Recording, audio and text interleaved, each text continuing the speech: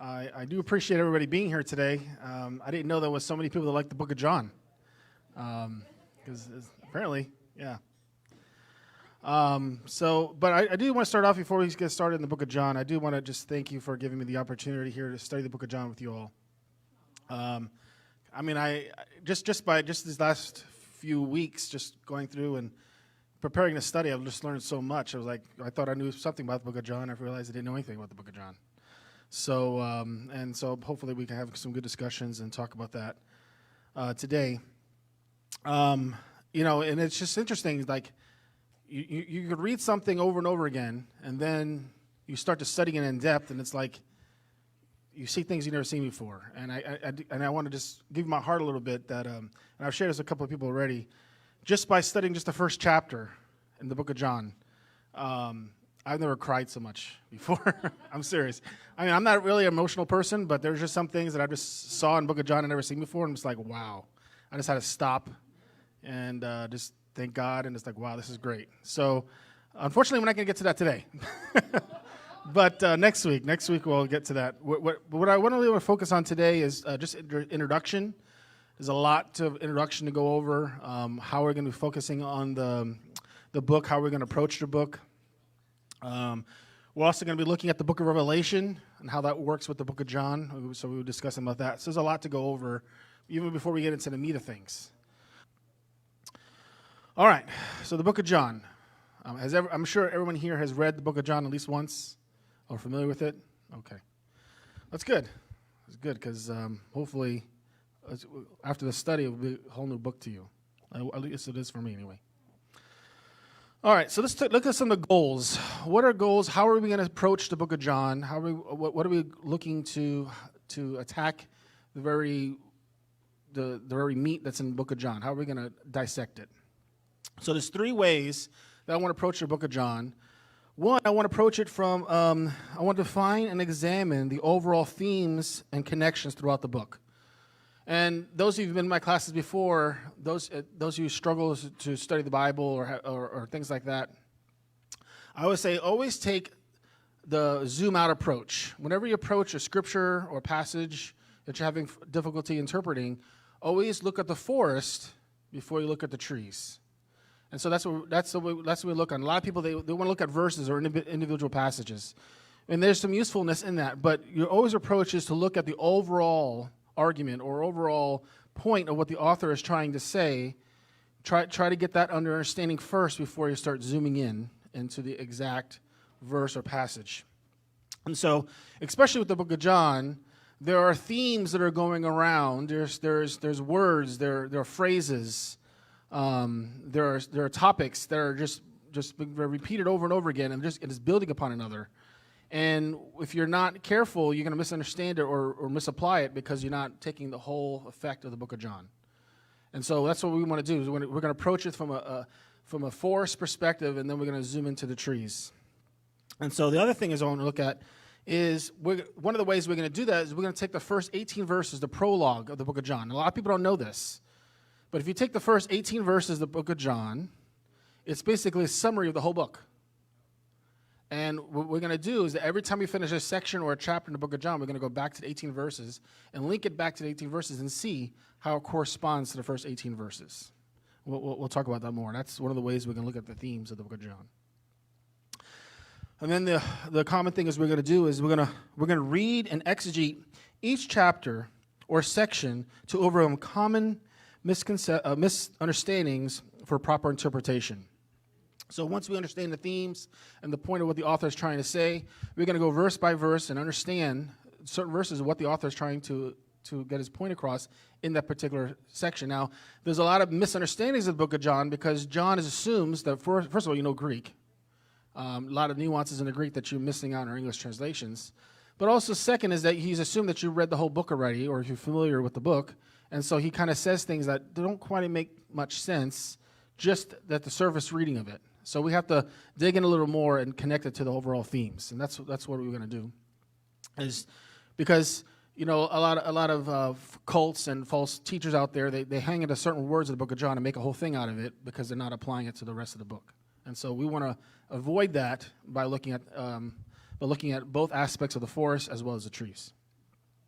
And of course, I'm sure everyone's excited about this one, is that we're going to compare the book of John with the themes and structure of the book of Revelation. Because what's interesting about that is, and we'll get into this later on today, is that the book of John and the book of Revelation are like part 1 and part 2. And so we're going to see that why is that the case? And how does that affect our interpretation of the book of Revelation itself?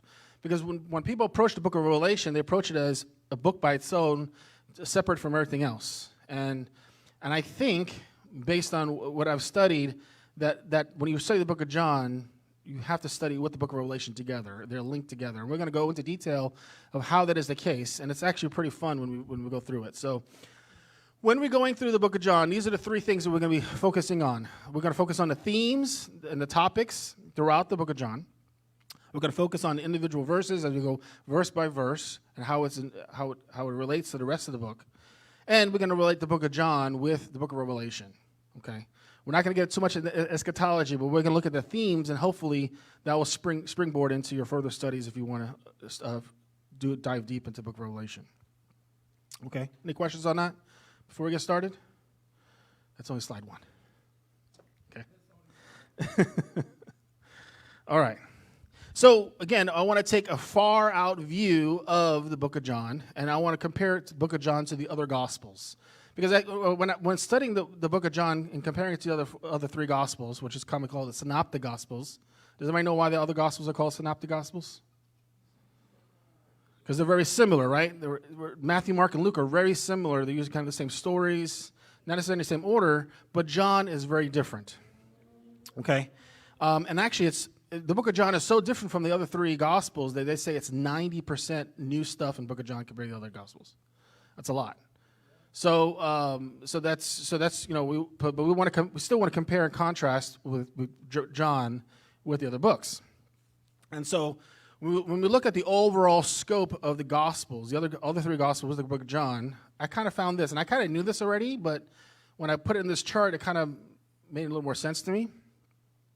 So when we look at the book of Matthew, how does the book of Matthew portray Yeshua as the Messiah, right? Each of them has a separate theme. So when we look at the book of Matthew, we see that Matthew is trying to portray Yeshua as king, right? He's king of Israel. That's what his main point. When we look at the book of Mark, Mark is trying to portray, because of the audience he's trying to talk to, trying to portray Yeshua as a servant. And when we look at the book of Luke, Luke is trying to portray Yeshua as a man, his humanity. It's his emphasis. And of course, the book of John is trying to portray Yeshua as divine or God. Now, what's interesting is when you look at this chart up here, we see kind of a pattern of opposites. So when we look at Matthew is looking at Yeshua as king, Mark is opposite. He's looking at Yeshua as a servant. Opposites. You don't think of a king as a servant. But then we look at Luke, Luke's emphasis as he's a man.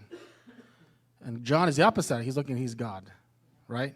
So you can kind of see the themes of all the different aspects of the Gospels trying to say who this man is, right? Who this person is, and trying to come with different aspects. And one book really can't contain it. And so there's a lot more that can be said about this, about the 4 beasts in the book of Daniel, the 4 heads, the different animals represent all the different animals here. We could talk about that some other time. But it's just rather interesting how that works. So I just wanted to compare that, just a quick comparison between John and the other Gospels. Okay. Any other questions on that before we move on? Okay. All right. So let's get to the introduction and background of the book of John. All right. This is kind of important as we go through this. All right. So the authorship is most likely connected to the beloved disciple, and I give some references up there about this beloved disciple that is left anonymous. Because the book of John doesn't mention that I am John who wrote this book. It doesn't say that in the book of John itself. So there's a strong hint that the person who wrote the book of John is this beloved disciple that was with Yeshua. And there's actually other places as well that are nuanced. If you skim right over, you don't recognize that the author might be popping his head in there. You don't even know it. So we'll talk about those instances as well. And so there's been a lot of theories, as you can imagine, throughout church history about who wrote the book of John. But at the end of the day, the best solution is the traditional is a traditional one, which is John, the son of Zebedee, and Zebedee, excuse me. And so that's just kind of like the consensus throughout church history. The scholarship mentions that as well. And and the audience is primarily for new believers or seekers, and we'll see that, especially when we see at the end later on what the purpose of writing the book of John was. I'm actually kind of conflicted whether this is meant for a Gentile audience or a Jewish audience, and the reason why is when you read the book of John, he starts to interpret certain things for you, like rabbi, which means teacher. Well, any Jewish person would know what that meant, right? And he has things like that. He talks about the feast as the feast of the Jews. So it seems like it's almost like a Gentile audience. But at the same time, in the book of John, he doesn't quote a lot from the Tanakh. Very, very few times does he actually quote from the Tanakh. But he alludes to the Tanakh more than the other Gospels, which is kind of interesting, which we'll see as we go through, especially in chapter 1. So it's like you have to have a good background of the Tanakh to really get what John's trying to say half the time. So it's like, is it meant for Jews or Gentiles? Probably both. So, but the way John writes is very dynamic. So it's like he's writing for both levels, very possibly. Yeah. Want the microphone? Yeah. Could John have been written for? Because John, if it was John Beloved, John's one of the younger, I'll say apostles. Could have been written for Hellenistic or non-religious Jewish folk? Yes, yeah. So anybody would have a good background of the Tanakh. Yeah, it's very possible. It's very possible. Yeah. John was at Ephesus. We know he was there. That's what Paul's headquarters were for a long time. That's right. And this is going to go into the dating. So dating when the book of John was written is not as easy, right? So I put up there between 60 and 90 AD because most likely John died just at the turn of the century, somewhere around there. So I prefer my dating of is before the destruction of the temple. That's my preference, and we'll see why when we go through the book of Revelation why I think that's the case. But it's also possible that there was revisions, that he wrote an initial draft, and then later on he added things or kind of revised things later on in a future time, dealing with some of the needs of the believers at the time. So that's very possible too. So we don't know exactly when it was written, but I think it was written one of the later of the four Gospels. I think it was written one of the last ones, if not the last one, of the four Gospels, because it has that flavor. And most likely, the reason why the book of John is so different is because he already was familiar with the Gospels, Matthew, Mark, and Luke, and so he wanted to do something different than what's already been stated before. So that's very possible as well. Okay. So there's some sub-themes early to the early Christian concerns that he addresses, and so this is part of the dating problem, or not necessarily a problem, but how to exactly fit what time he wrote it. One of the things he says is Book of John could help respond to those who were disciples of John the Baptist who did not believe in Yeshua, and he says some things that the other synoptics don't. It talks about John being the servant of the Messiah. He comes after him, and he's not unwilling to tie his sandals. There's a lot of things that he's emphasizing. Book of John, like why is he emphasizing this so much about the book about John? John the Baptist. And so a lot of scholars believe that he's trying to rope in those who are still followers of John way after his death, but have not necessarily believed in Yeshua. And we see an example of this in the book of Acts, where Paul comes across, and when he gets to Ephesus, I believe it's Ephesus, he gets there and he says, you're disciples of John, but they didn't know anything about Yeshua, the Spirit, and things like that. So even years after Yeshua ascended, there were still disciples of John out there that were not familiar with Yeshua. So it's very possible, as we'll see, especially in chapter 1, that he's kind of writing to those who are still hesitant that are followers of John the Baptist, but not necessarily believers in Yeshua. And the next thing is this is something very important that people don't necessarily realize, is he could be responding to Gnosticism that plagued the early church. And so if you're familiar with the book of 1 John, when you read the opening words of the 1 John, he's like, that which we have seen, that which we have touched with our hands. He's emphasizing the physical nature of Yeshua. Now, why is that? Why would he be mentioning that? Because if you know anything about Gnosticism believes that anything physical is evil and was made by the evil God. And so the idea then is that we need to escape this physical world and into the non-physical world to be with Yeshua. So when Yeshua came, Yeshua could not physically come in the flesh because that would be evil. So he came in as an illusion. It looked like he came in the flesh. He was like a ghost almost, but he didn't really physically come. So the idea that John is emphasizing the word became flesh, or that which we have seen, that which we have touched with our hands, he's emphasizing the fleshly part of Yeshua because he's trying to say that Yeshua did come in the flesh. And the idea is that, Gnosticism, like I just said, believe that it was called a demiurge, the lesser evil God created this physical world to entrap our souls to his physical body. And we need gnosis means knowledge, right? And so we need a special knowledge to release ourselves from this physical world into the plane of the non-physical. This is kind of what you see in the movie Matrix. It's very similar. Matrix was based upon Gnosticism. The idea you're stuck in a matrix and the goal is to try to escape the matrix. Very similar to that. Buddhism too, yeah, is that as well. It comes from Platoism, and when we did our my big fat Greek mindset class, the difference between Hebraic mindset and Greek mindset, we went into that a little bit as well. But so the idea is that he's emphasizing certain things. So in the book of John, it emphasizes that the Word or Yeshua is the creator. He emphasizes that he's pre-existence, he's a creator of all things, and that's probably he's trying to say that look. He's a creator. He came in the flesh. He's not evil, and he's your savior, and you believe in him. And so it's possible that he's emphasizing this is why even Paul in Colossians is talking about, might have been addressing proto-Gnosticism at the time that was on a rise, and the 2nd and 3rd century, the church had to deal with that at the time. So that's just something that we'll see in the background of why John is mentioning certain things.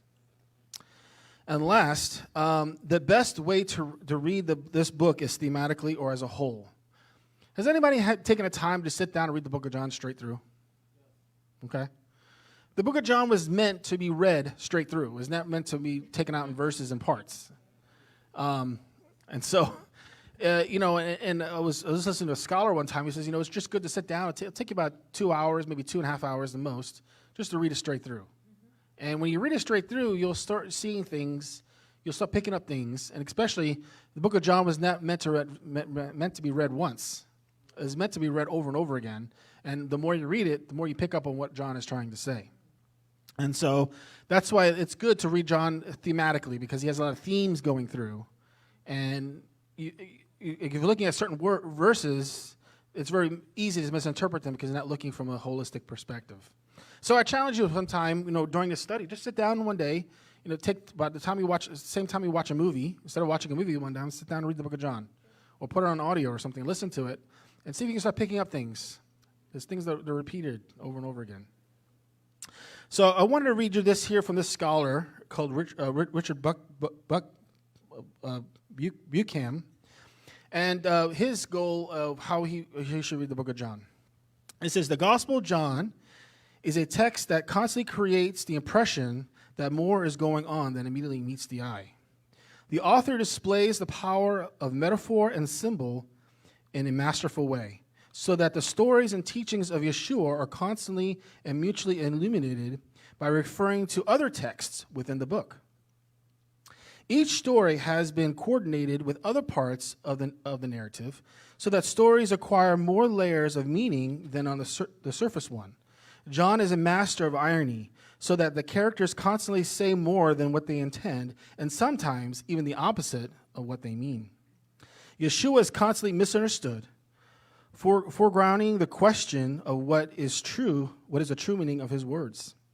The gospel is also shot through with internal connections to the Hebrew Bible that expand the meaning of any given story when they are observed and then pondered. The book was written not only to make some sense to the book. Sorry, the book was written not only to make some sense to first-time readers, but it was also designed to be studied in order to yield its fruit, full cornucopia of meaning to only the most attentive of students. Its frequently riddling character is meant to tease the intelligence and to entice its readers into a world of multi-dimensional meaning. So that's really what emphasizes the overall meaning of the book of John. Okay? Any questions on that before we move on? Okay. All right, so what I have here on the board is going through my studies, these are some of the words that keep coming up over and over again, or some of the themes that we're going to be examining. So again, when we finish each section of the book of John, we're going to go back and say, where can we see these themes come up again? And I'm trying to get ahead of myself, but we're going to see how this works. So for example, looking at just some of these words up here. And when I look at the words, the same Greek word as well, not just English words. But when you look up here, it says here, world and belief and faith. Now, when we think of faith and world in the book of John, what's the one verse that everyone comes up with? John 3:16, for God so loved the world that he gave his only begotten Son, right? That whosoever believes in him should not perish but have everlasting life. We all know that verse. But see, those just two words out of that theme is already in that one verse. And so we're going to see this over again. Light and darkness. That's a big theme in the book of John, right? Life, glory, truth, judgment, testify, witness. What do you hear the word testify, witness at? What does it usually happen? A courtroom, right? A court of law. So would this actually be certain passages where it looks like a courtroom? John is displaying almost like a courtroom scene, and we're going to dissect it and see how the courtroom is taking place. It's going to be rather interesting. We have signs and works, all right? Spirit and water, that's another one. That's a big theme that I like. I mean, I knew that was there, but I didn't realize how big it was until I started going to the book of John. How that works. The word world, belief, faith, born or coming into being. Now, we all know the phrase born again. We know that John 3, but there's actually another nuance that it's only in the Greek that you're not going to see in the English, and we're going to talk about that, meaning to come into being, that when you didn't exist, but now you exist. And that's another theme that's going to be connected to Yeshua himself. And so we're going to dissect that, especially in chapter 1. That's going to be a big one. The unique one, the Greek is called monogenes. Monogenes, the unique one. Some translations say the only begotten. And we'll talk about that. Well, that's not necessarily a good translation, but the one and only one, the one unique one that's mentioned. Passover sacrifice. We'll talk about the sacrificial lamb, how the feasts work in the book of John. Flesh. The word became flesh. Why is that so important? We'll talk about that. To be sent by or come from, most likely from the Father, but also how the Son sends us into the world as well. We'll talk about that. Abide and remain is when we talk about the discipleship, how to be disciples. Those words are going to come up a lot. I raise up, resurrection. Of course, then we have the I am sayings. And so what's interesting about the I am saying is that a lot of people focus on the I am sayings, but it's so much more than that, because it actually links to another theme that is actually hidden in the book of John, which is going to be rather interesting when we get there. Okay? So when you're reading the book of John during your study and you say, well, Eric, you missed out on this, let me know. This is just because my list of the things I've kind of picked up on over the years. But if you have anything you want to add to that list, feel free to let me know. Okay? All right. So there are three major themes that of course, when we start dissecting the book of John, that we're going to be seeing over and over again. Okay? And this is part of understanding John and what he's trying to get across. He's trying to get across three things.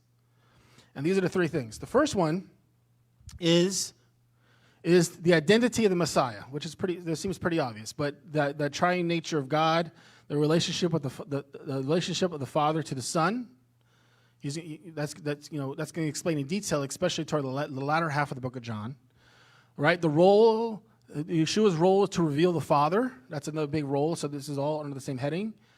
The Yeshua's preexistence before time.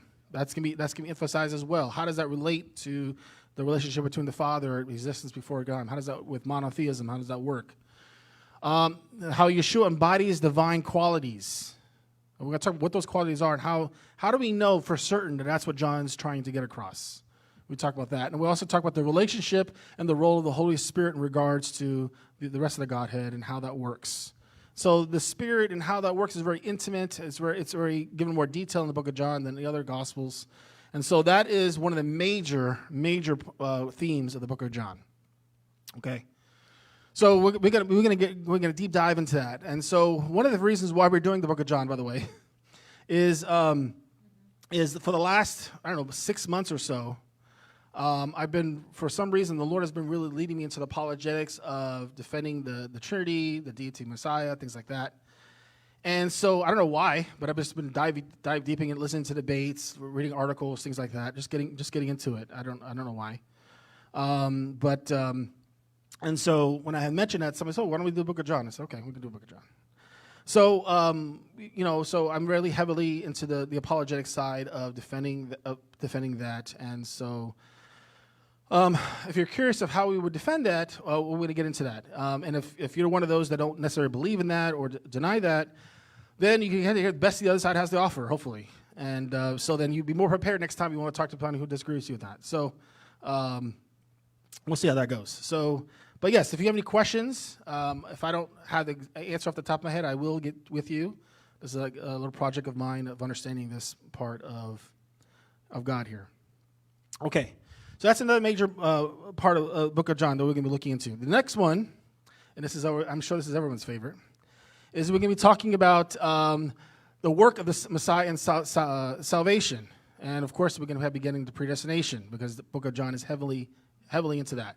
So we're going to talk about the Father giving people over to the Son, and the Son saves those whom are given to him. So the Father gives over people to the Son saves those given by the Father. The idea of universalism, God didn't just come to save the world. I'm sorry, just the Jews, but he came to save the whole world, right? Jews and Gentiles. And the man's inability to come to God. And so this is going to be all emphasized in the book of John as well. Now, I did not write the book of John, okay? So don't get mad at me for what the book of John says, all right? I can only do my best in my studies and help you give you a proper interpretation and application of what John says. Don't get mad at me for what the book of John says. Yeah, this crowd is over here. They know everything over here, so.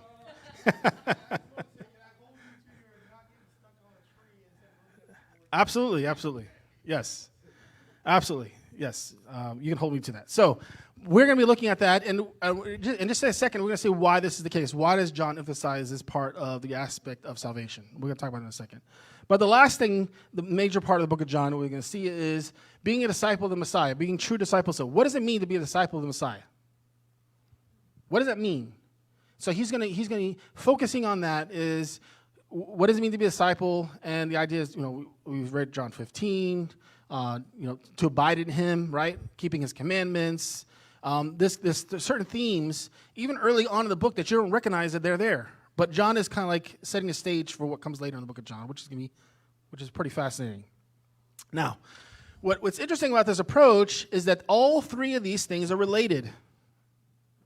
And here's how it's related. Well, when we look at the first thing, we understand who God is. God is a powerful Savior, right? He is, he controls all things, right? Everything happens according to His will, and so therefore, that top-down approach, because His will is done, the work of salvation is His glorification of His will, and so that's related to who God is, and God is related to what He does. Okay, and what He does in salvation. And so then, of course, if that's true, then what relates down to the next part is if we're saved, how do we live out that salvation that He has given to us, right? So as you can see, it's a top-down approach. It's coming from who God is, what He has done, and how we live in what He has done for us. And so when we talk about later at the end of class, hopefully we'll have time to get there, we're going to talk about why is it the fact of Hebraic logic this is such a prominent theme in the book of John. In other words, why couldn't he just stick with the first one and not deal with the other two? Because that would be imbalanced.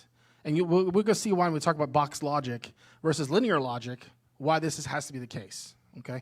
Remember, we're looking from outer point and zooming in. Okay.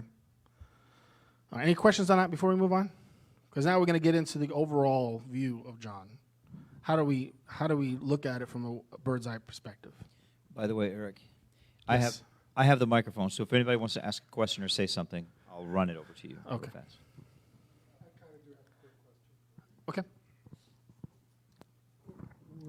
Where you talk about work of Messiah and salvation and predestination. You know, Right. the Calvinists Right. look at predestination in that we don't make a decision to God.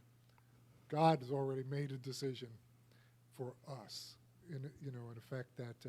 Is that a question or I'm not sure? No, that's a Oh. yeah. That's a question. Oh. And how is it that you see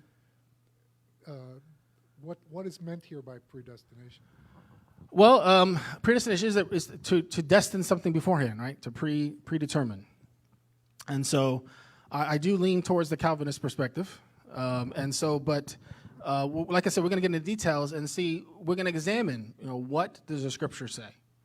And again, for Phil to disagree, but, this is something that we went over last Bible study. We look at the common misunderstood verses is that a lot of times it's uncomfortable to view something from a different perspective. We like to sit in our echo chambers and we like to hear what we like. And so that's not always the case. So to grow and to understand the Word of God as a whole, we need to sometimes deal with uncomfortable subjects. And so this is one of them. And, if you disagree at the end of the day, hopefully you can still listen to the other side and say, listen, I hear what you're saying. I disagree, but wow, I never heard of that before or never seen it from that perspective. I would be satisfied with that at the end of the day. So, But just to clarify, I think, Tony, tell me if this is right. Your question is, what is his perspective on predestination? And he's saying he leans, okay. I just Yeah. wanted to make sure. Did I answer your question? Yeah. Okay. So we'll talk about that. Like I said, we're not going to focus too much on that, but we're just going to focus on what the scripture have to say in John itself, and then you can go from there on how you want to take that. Okay. Yes. You want to go to the previous slide, the one with When you were talking about the introductions. that one? No, before that. It was 2 slides. That one? over. That one. Okay, so my question is this. Maybe it's just an observation, but where you say, let's see, sub-themes of early Christian concerns, wouldn't Right. it be, since John was writing to the Messianic community at that time, wouldn't it be more accurate to say early Messianic believers? Because there was no church at this time. Well, And- like this is later on. So that's what I'm saying. This, depending on when you date the Book of John, Right. and when I say Christian concerns, I'm looking from a perspective of church history, not necessarily from necessarily his audience. So what I'm looking at, I'm just trying to look from a church history perspective. He seems to be addressing these historical problems. Does that make sense? It does, but I think it's important to clarify that because there's so much replacement theology, that this could be interpreted as the church replacing the Messianic believers. So I think we should be correct. We would be more correct to say the early Messianic believers. Okay. I understand what you're saying, but Yeah.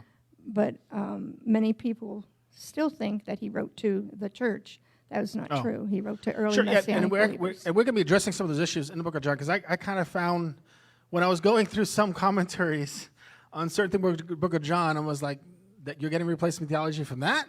I'm like, oh, okay. No, we got to address those issues as we go through. But it's just interesting how fascinating people come up with some stuff that are just not Well, there. I'm not saying it's replacement theology. I'm just saying it's easy to skip over the Messianic Messianic believers and skip right to the church. Yes. And that's so ignored in a lot of church history. Well, that's one of the things we're going to be going through the Book of John as well, though it's not going to be emphasized, but seeing the Jewishness of the Book of John. Right? What is John saying with regards to the Jews and what he's not saying in regards to the Jews? I think that's going to be important as well. Okay, so let's go ahead and go look at the overall view of the Book of John. Now, this is a chart that is not necessarily new with me, but it's kind of my own little nuance to it. And how do we break the Book of John into different sections? And primarily break the Book of John into 4 primary sections. You have the prologue, right, which is chapter 1. And then you have the book of signs, which is the biggest part between chapters 2 through 12. And then what was common called the book of glory, which is chapters 13 through 20. All right, and then you have the epilogue, which is the last chapter, 21. Okay, what's interesting about this is that you can see here bookends, right? You see how the beginning of the book is going to be ending like the same way it ends. Okay. Go ahead. Question. I agree with her. I didn't see that you clarified what she said. Christian, the word Christian didn't even exist then. And if we're here to believe the truth, we have to stand up for the truth. Yep. Yeah, I agree. Christian come from Catholic Roman word. Well, I mean, you know, Well, the I'm- word existed. I'm The word existed it's actually in the Bible. Actually twice. No, I understand that it exists in the Bible, but doesn't mean that that word exists then. It did not exist. This comes from Rome Catholic people, the Christians. Yeah, the later history. The Jewish people didn't even know about that. Right. Well, way- they would have been called Messianics. Exactly. That's Right. what she was Which saying. is That's why the she Hebrew was saying. saying- And I think that she was like, no, let's go back to the truth. And I agree with the woman. Yeah, I agree with her too. Yeah. All right. So when we look at here, when we look at the different sections, as you can see, I've have different things blocked out. And the reason why I have things blocked out, we're going to see why that's the case. Because we all know that when John originally wrote the gospel, he didn't write chapters and verses in it. That was added much later. And so there's no chapters and verses.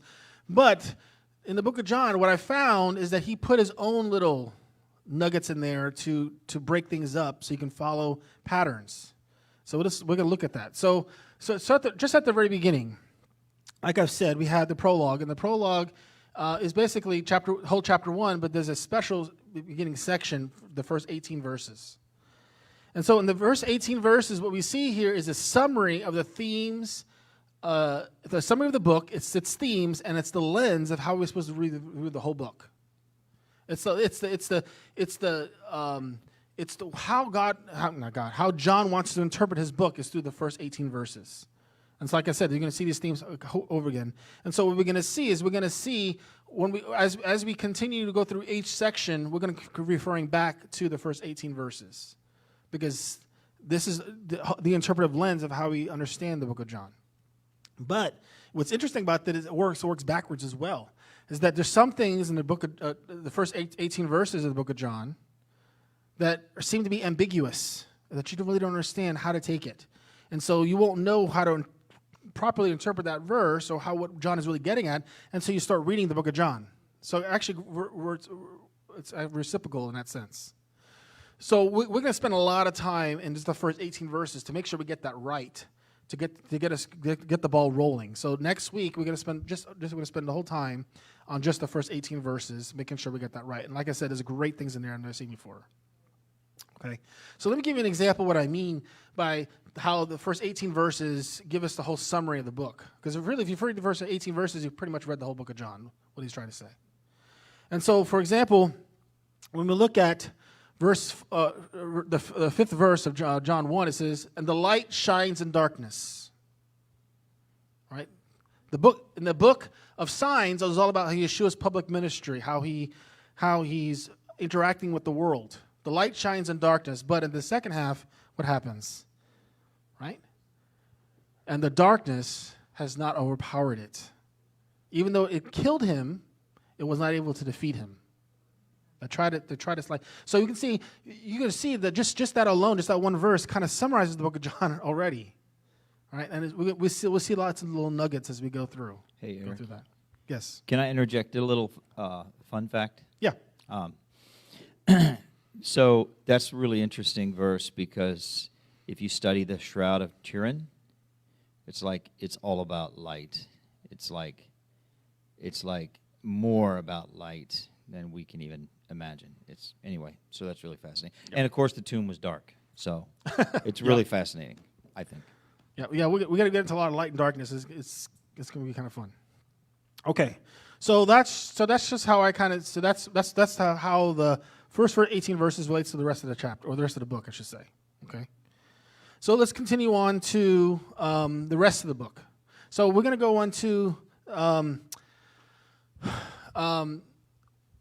starting at verse 19. We get the first witness of Yeshua.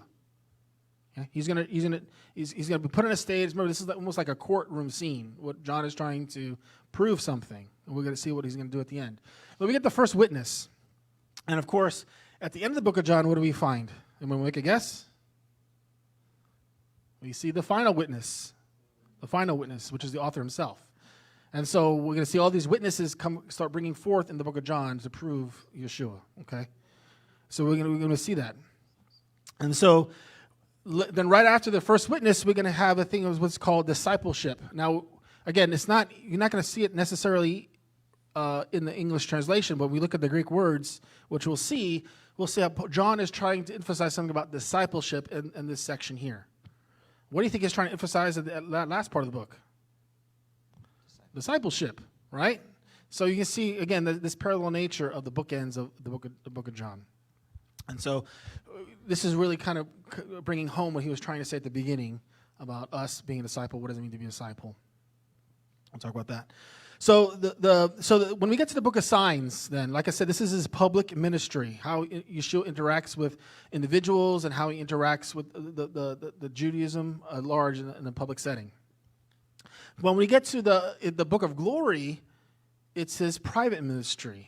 When he sits down, he gets away from the crowds, and he spends a lot of time talking to his disciples in those final hours and those things. So he says things to them that he won't normally say to the crowds. And so and there's a dynamic there, which we'll see here later on, of how this works. And so what's interesting about this, well, I'm going to get ahead of myself. In chapter 1, he's very meticulous to show that there's 7 days happening in chapter 1. 7 days. Now, it's interesting because we're going to see a lot of sevens in the book of John. But why 7 days? Well, because when we look at the book of signs, how much time is passing along in the book of signs? About 3.5 years. And then how many days for the book of glory is taking place over that period of time? 40. 7 days.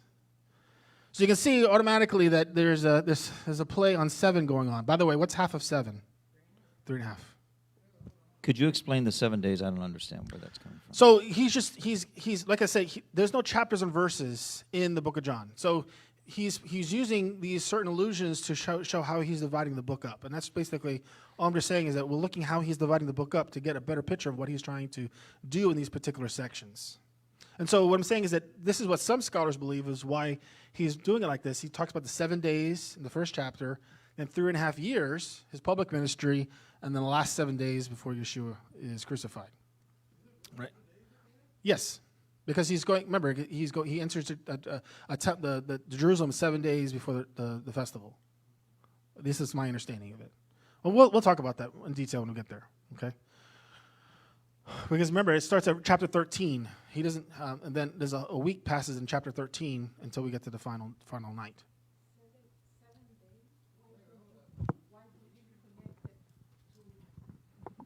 The creation. Yes, it is related to creation. Because 3.5 years, I don't think so. You have to connect the 7 days to Genesis 1.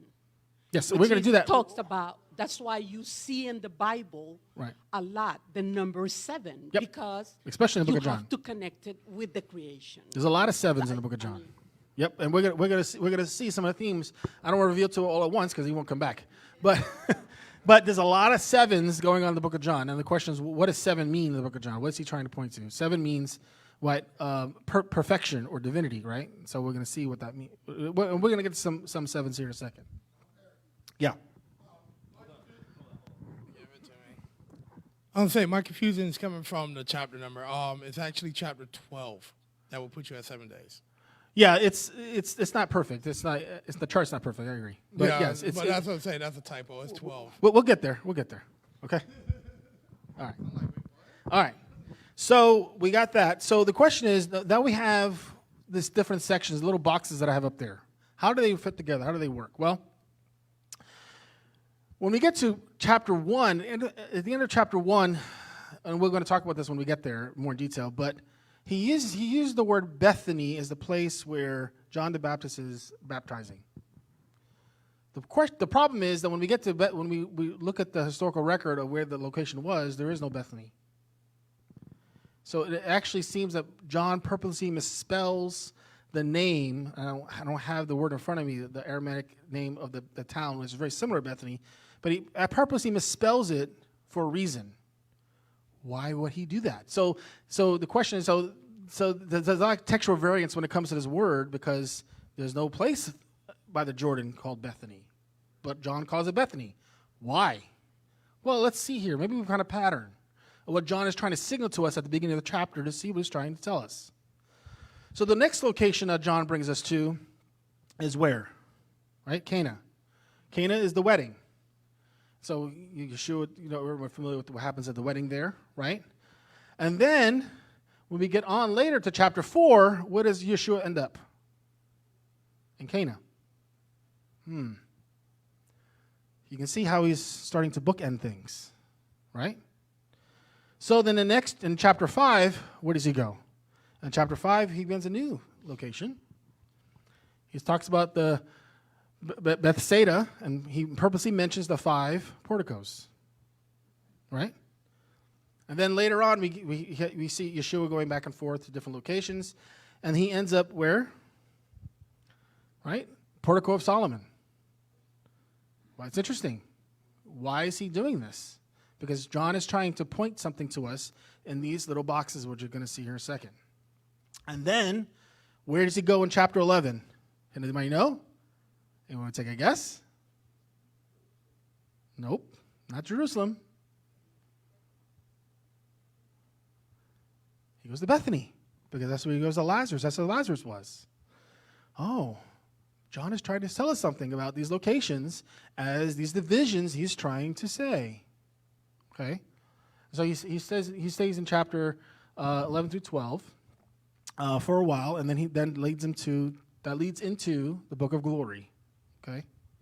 So what's really going on here is that he's trying to, what's going on in these chapters, or the section of the book of signs, is leading up to the final part of the book of glory. And so these things, these tidbits that we're seeing throughout these chapters are actually pointing to something, because when Yeshua starts talking to the disciples, it's like everything's let out. Everything's starting to be explained now. You're kind of seeing these snippets, these understandings, I'm not sure where you're going with this, and as you're doing when you get to the final couple of chapters, like, oh, I see how it's all put together now. That's kind of what you're supposed to see. So all the heavy lifting is done before, and then it's supposed to come together as you get to the book of glory. So that's why you have to look at things from a thematic perspective to get a full sense of what he's trying to say. So remember, the book of John is not meant to simply be read; it's meant to be savored. Right? Take your time, read these words, let them linger in your mind as you go through each verse.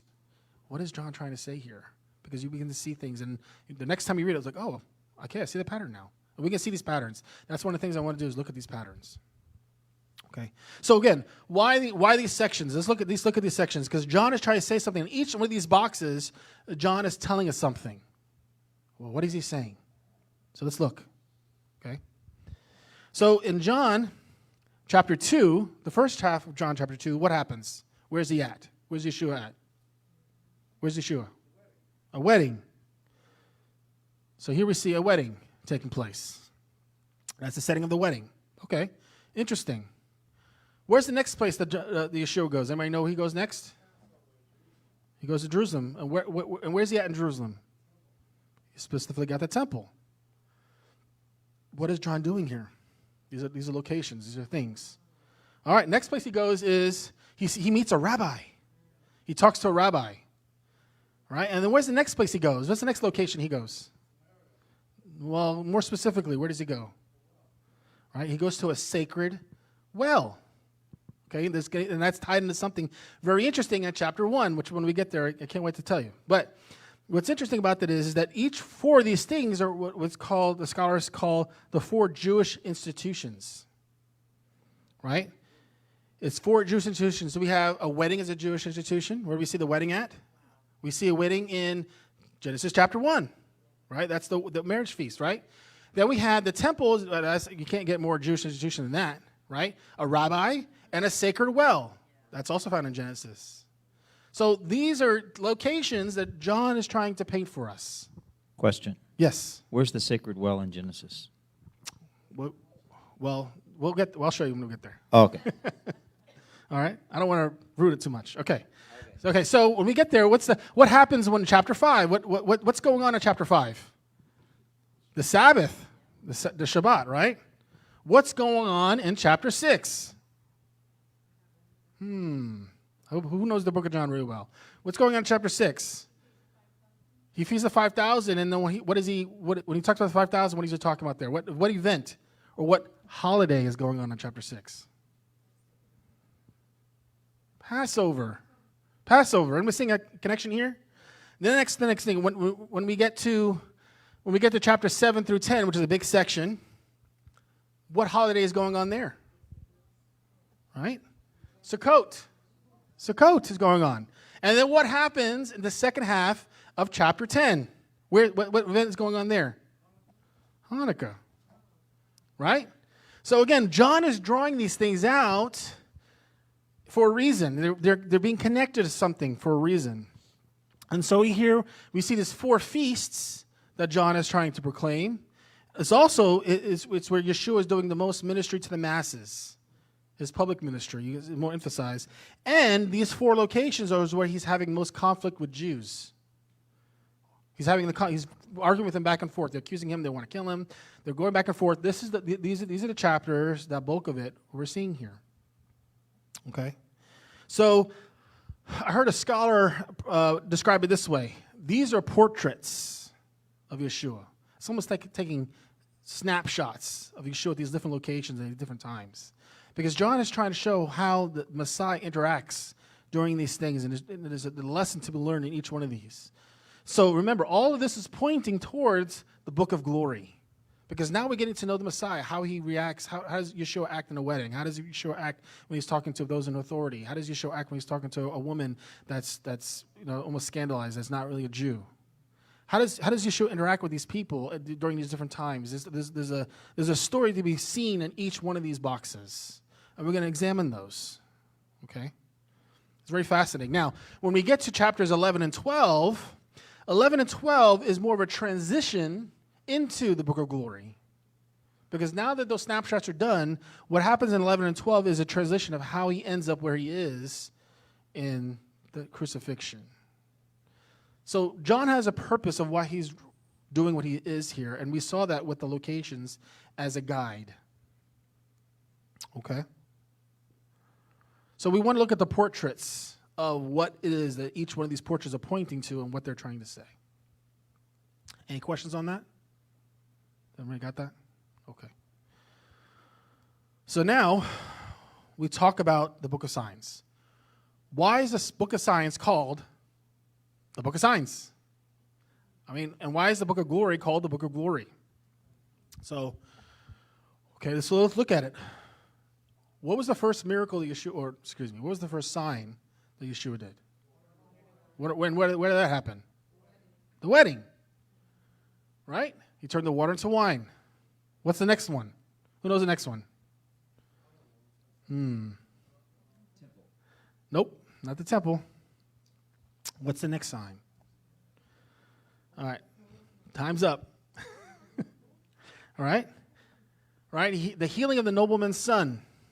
He heals the nobleman's son. Oh, that's interesting where it's taking place. All right, what's the next sign? Right? So healing the sick man in the pool, that's correct. Good job. Okay. What's the next one? What's the next sign he did? No. That's incorrect. You missed one. Right? It's the feeding of 5,000. The feeding of the 5,000. What's the next sign? The blind man. Good job. He's healing the blind man here in this section here, in the Sukkot. And what's the next sign? Come on. Lazarus. He raised up Lazarus from the dead, right? Now, it's interesting, when we count these signs, how many are there? That doesn't seem right. What? 6? I thought everything was about 7s.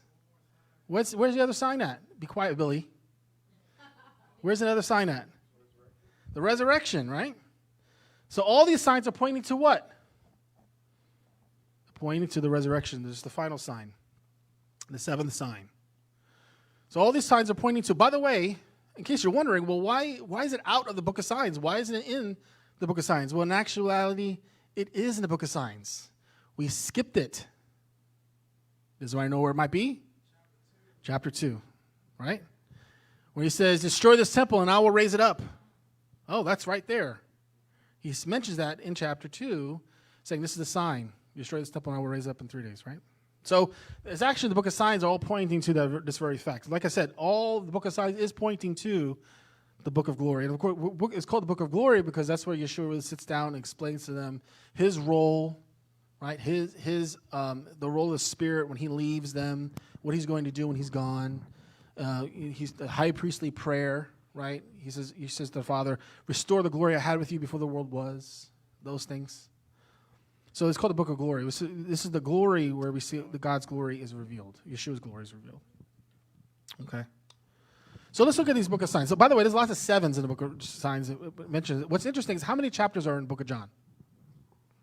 21. What's 21 divided by 3? 7. Now that's just, can't really base too much theology on that because remember the chapters and verses were added later, but it's just interesting that 7 divided by 3 is 21. Or 7 times 3 is 21. Which is how many chapters there are. That is just a little interesting.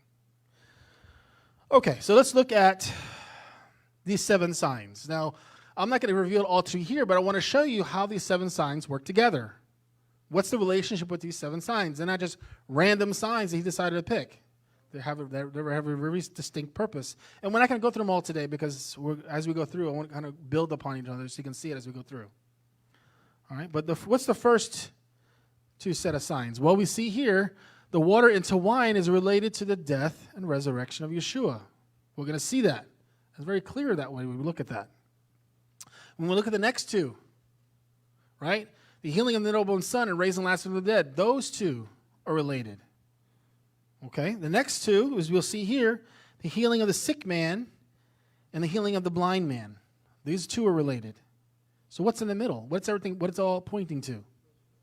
No. It's called the feeding of the 5,000, the bread of life.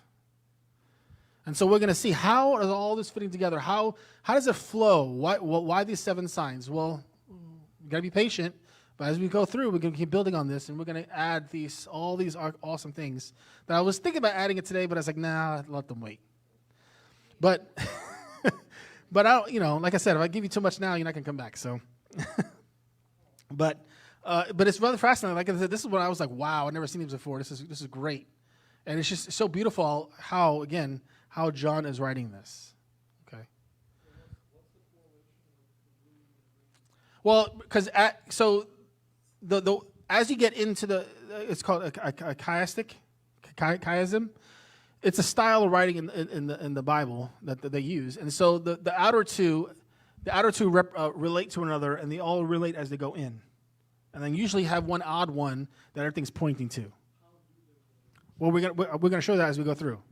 We're gonna go through that. Yeah, but it's really fascinating when you see how it's like wow, it's like great. I can't wait. All right, so what's interesting about this is that when John is describing these things, he doesn't use the word miracle or power as the other Gospels do. He's purposely not using that word at all in the book of John. He's using the word as sign or signs. He's very purposeful in his account. It's so glaring that he's like, wait, I read the other Gospels, and this is way different when he's referring to these things. And that's really right. What does a sign do? What's the purpose of a sign? It's to point you to something, right? That's the whole point. So he's not using the normal word for miracle or power. He's using the word for sign, and we're going to talk about that as we go through each one.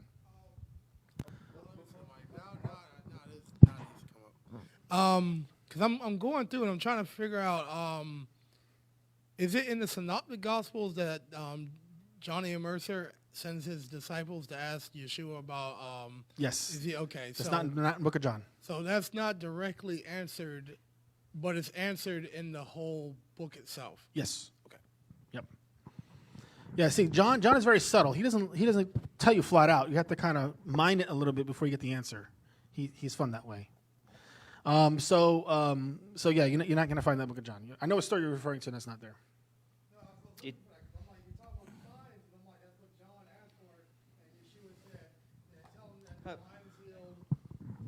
He said, "Tell him that the blind is being healed, the deaf is being able to hear." The Right. I think that's the book of hunger is Matthew, being but it's fed. not in the book of John. Yeah, that's what I'm saying. But that's what I'm like. These are the signs because John knew what the Messiah's signs would be, and what's curious is the resurrection in and of itself is not a sign because Elijah and Elisha performed that miracle in the Tanakh. No, it is a sign. Remember, he says no sign given except for the sign of Jonah, which was just as Jonah was in the belly of the whale 3 days and 3 nights, so shall the Son of Man be, which is the resurrection. Well, I'm talking about like the particular sign that John the Immerser were looking for. Because Oh, I see what you're saying. Yeah, that particular messianic sign. Because Well, he was just wondering because he was stuck in jail, and he's like, "Well, what's taking so long? Am I waiting for you or somebody else?" Well, That's what he's worried about. I'm looking at, and this is just to go ahead and play a little bit of contemporary commentary.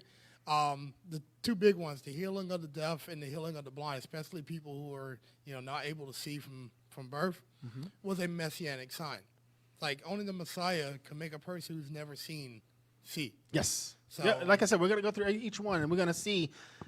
If you're only looking at things from a one-directional section, you're missing out on the whole other things. Because what I'm saying is that each of these signs are more than just one thing. They're linked to other things.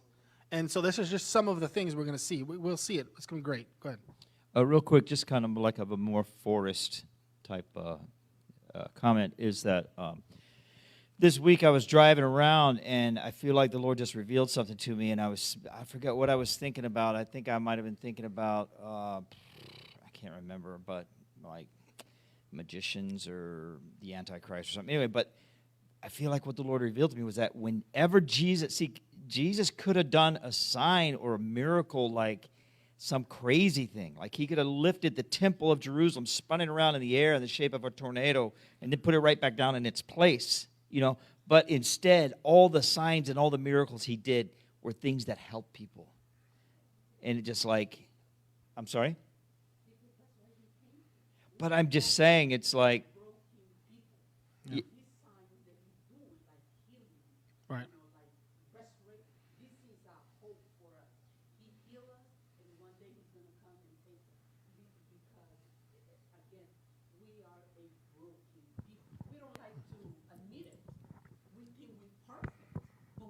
Perfect.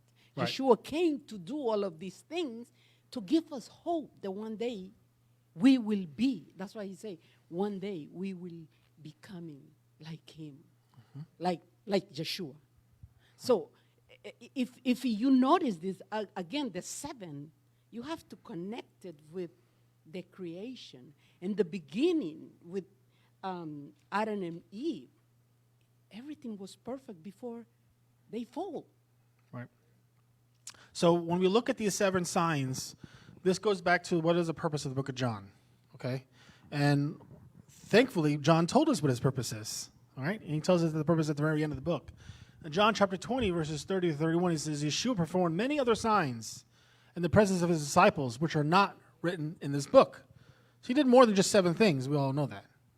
But these things have been written so that you may believe that Yeshua is Mashiach ben Elohim, Son of God, and that by believing you may have life in his name. Now, what I want to emphasize here is 2 things. One, he specifically handpicked these specific signs for a reason. They're not random. John doesn't do things for random. So when we look at these signs, we got to say, okay, what is the reason for this? What is he trying to show us? How does it connect to the rest of this book? And that's what we're going to do. We're going to look at the thematic portion of it. So these are very specific signs for a reason. But the other thing is, too, so he shows you signs so that we may know who Messiah is, right? That's the one thing, so we can see who is pointing to him. But the other reason is that we may experience a change of life.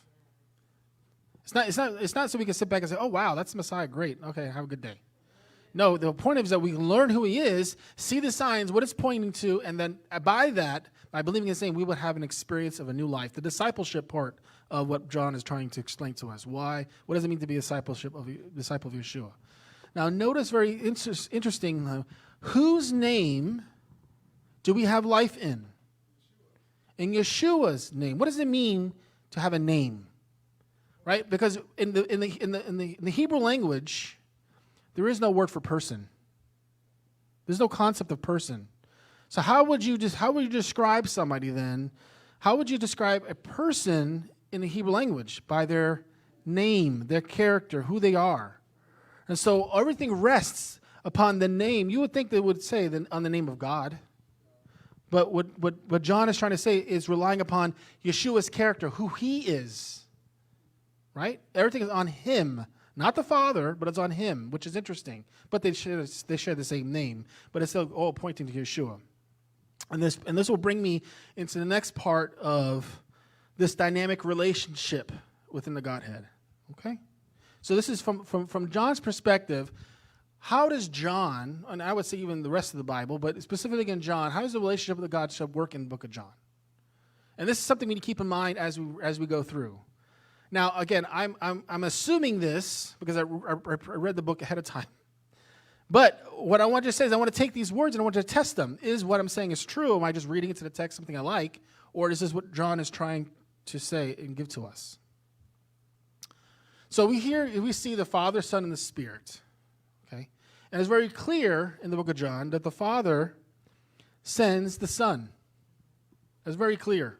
He sent him into the world to be the light of the world, right? So the Son comes from the Father. But what's the Son's role in regards to the Father? Is what we'll see next week is just to reveal the Father. Right? He's the point everyone back to the Father. That's his job. So the Father sends the Son, and the Son's job is to point everyone back to the Father. But also, what also is the Son's job? That's not his only job. Is to do what? Is to give forth the Spirit. Why does the Son give his Spirit out? What's the purpose of it? The Comforter. The Comforter, but why? To comfort us. To comfort us? Okay. Yeah, I think that goes with the name, the Comforter. But what does the Comforter do? I mean, there's a list of things we see in the last couple of chapters of John. It's to lead us into truth, to guide us into truth. But also what's important is that we can do what? We can see the Son. So the Spirit's job is to reveal who? The Son. And so reality is, the Spirit's job is to do this. The spotlight is on the Son. It's all about the Son. Now notice I put the Son here in a box because I want to show that he took on flesh. He's the visible part of God. Right? The Holy Spirit is invisible. The Father is invisible. You don't see them. You see the Son. So it all goes back to the Son. So we can only see the Son by who? The Spirit. Right? The Son sends the Spirit so we can see him. And the Son comes to see who? The Father. But the Father sent the Son. So there's a love fest going on here within the Godhead. And we'll see this as we go through of how it works. But all eyes are on the Son. And as you see here, we just read it in John chapter 20, it's all about the Son, so that you may believe in him, that you may see him. This is what the signs point to. It's all about the Son. And so, when we're reading, especially John 1, when we're reading the text, all eyes are on Yeshua. That's where the eyes are. So when we're explaining something about God, or is explaining something about the Word, or whatever the case may be, it's trying to describe the Son. Not the Father, not the Spirit, but the Son. It's all eyes on him. And the question is why? And we'll get into that. Okay? Any questions on that? So this actually gives you can't really see up there too well, but it's actually a big spotlight. And this is the idea of when we get the light shining in darkness. Right? Because a lot of people say, well, why don't we see more of the Holy Spirit in the Scriptures? Why doesn't the Bible talk more about the Holy Spirit? It talks about the Father, it talks about the Son, but the Holy Spirit doesn't seem to be mentioned as much as those two. Does anybody know why? Because it's the Spirit talking, and his job is only to reveal the Son and the Father. Yep. So he's actually one in the background revealing those things. So he's not bringing too much attention to himself because he's supposed to be revealing the other two. Okay. And so we'll see this more as we go through of this relationship, this dynamic relationship. Equally, though, isn't that the same thing with Yeshua, the Son? Based on the little bit that I've come to understand, especially with Judaism, or maybe Messianic Judaism, is that the Son's job is to point back to the Father. Yes. Like it's up there, yes. Yeah, I know, I see that. I guess I'm kind of... But it's not so much to point back to the Father, it's to reveal the Father, right? Right. The only reason why I mentioned that is because I've heard that one of the things with some Messianic circles is that we focus mostly on Yeshua and not necessarily on the Father and His love. Mm-hmm. But when we focus on Yeshua, who are we focusing on?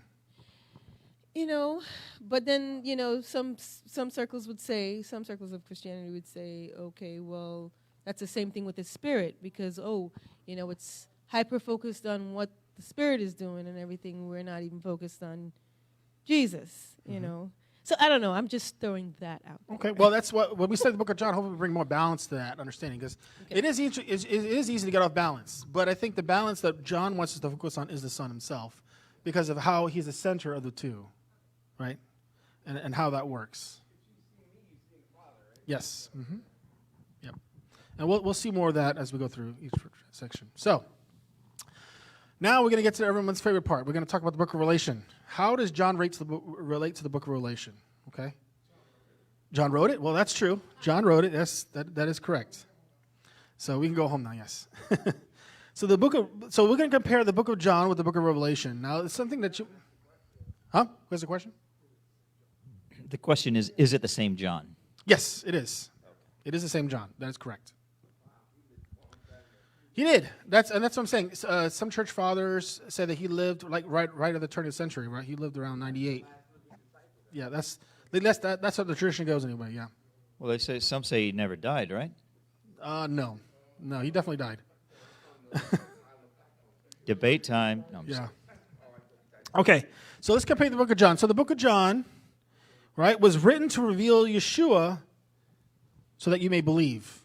So it was written so that you have faith in his name, so you can believe in him, right? We just read that in John chapter 20, right? But why was the book of Revelation written? What does the book of Revelation say why it was written? It says here, it is a revelation of Yeshua for believers or to believers. Right? So John's hope is that you're going to read the book of John, believe, and now you can read the book of Revelation. Right? See how they kind of work together? So let's look at Revelation chapter 1:1. It says, the revelation of Yeshua the Messiah, which God gave him to show to his servants the things which must soon take place.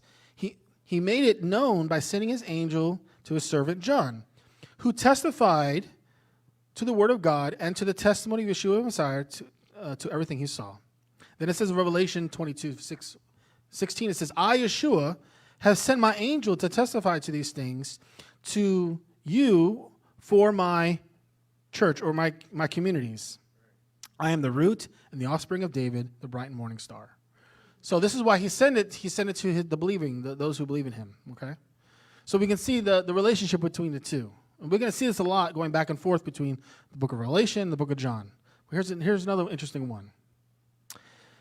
In the book of John, it lacks an Olivet discourse that the other Gospels have. Does everybody know what an Olivet discourse is? Okay, the Olivet discourse is Matthew 24. Remember, he's staying at Mount of Olives, and he's giving his discourse on the end times. When one building would let upon another, right? All these things will happen upon this generation. This Matthew, Mark, and Luke all have this Olivet discourse.